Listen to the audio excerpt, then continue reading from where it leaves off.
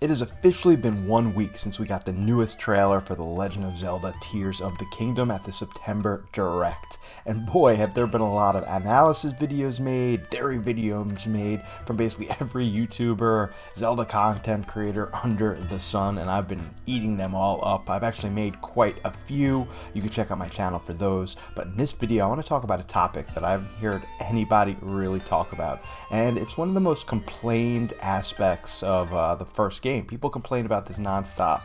And no, it's not talking about how the weapons break, but I'm talking about the weather and how it just rains at the most inopportune time ever. So in this video, I'm really going to give you guys my theory of how Nintendo can really handle weather in the sequel, and some hints from this recent teaser that might prove my theory correct. Anyway guys, if you're interested in Zelda content, definitely check out my channel. I'm planning on putting out a lot of content up until the release of Tears of the King and way past it. Anyway guys, definitely think about subscribing, hitting that like button, but let's get right into this video.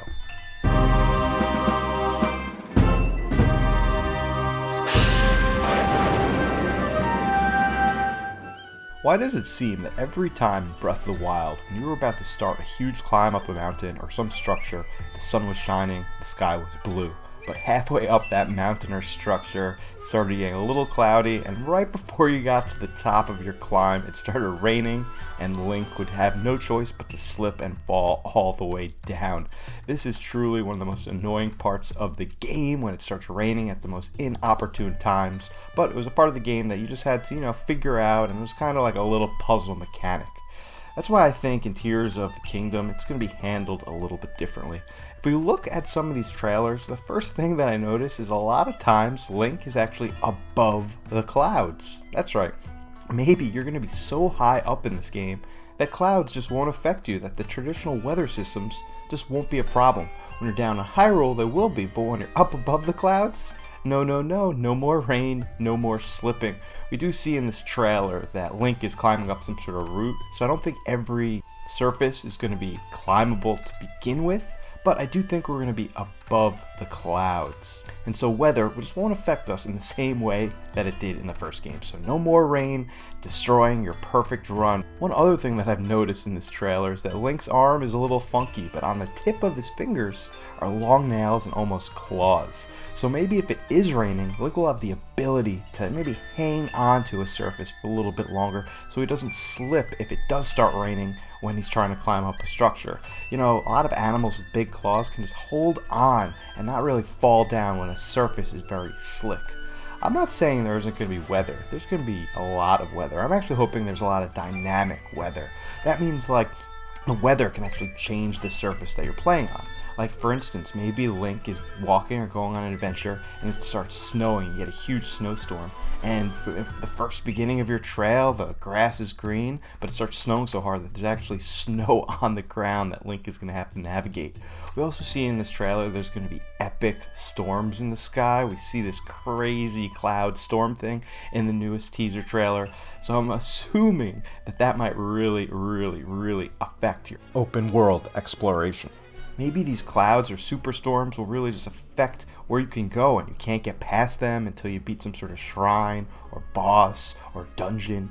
But I think weather is going to play a big part in this game, and I think it's going to be handled so differently than in the first game.